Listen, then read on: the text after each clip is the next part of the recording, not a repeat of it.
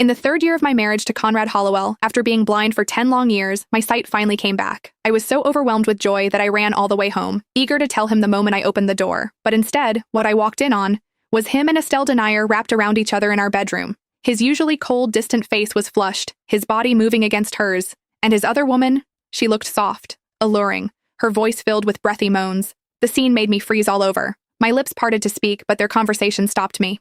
"Conrad," Estelle said with fake worry, "when are you planning to stop Ophelia's meds? The doctor said that if this continues for another month, she might go permanently blind." Conrad pinched her waist, his tone emotionless. "Her going blind is perfect. That way she'll never find out about us. I've already taken almost everything from her family. Aside from making perfume for me, she's useless." My heart clenched so hard it hurt when I heard those words. A flicker of smugness flashed in Estelle's eyes before she put on a show of guilt. "Still, I was the one who hit her mother with my car back then. We should at least leave Ophelia something. Think of it as my apology."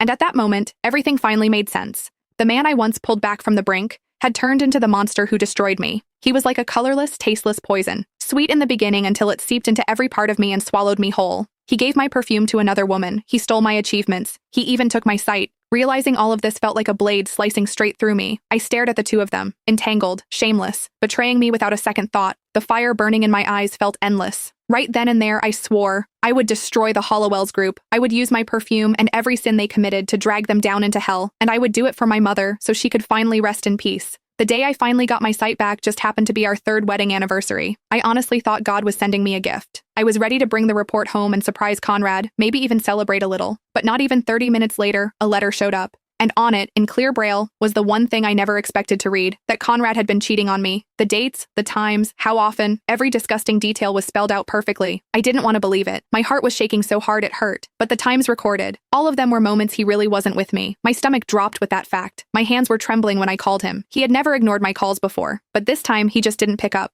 That's when the panic hit. I called him over and over, more than 10 times, and he didn't answer once. And then my phone suddenly popped up a notification from the weight tracker.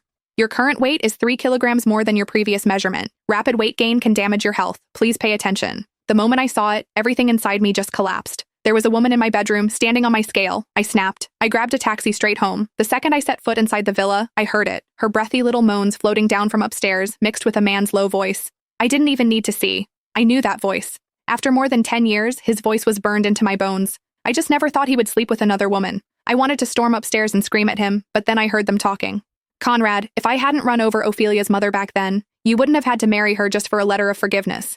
And all these years, just to keep her clueless, you even messed with her eye medication. You've suffered so much because of me."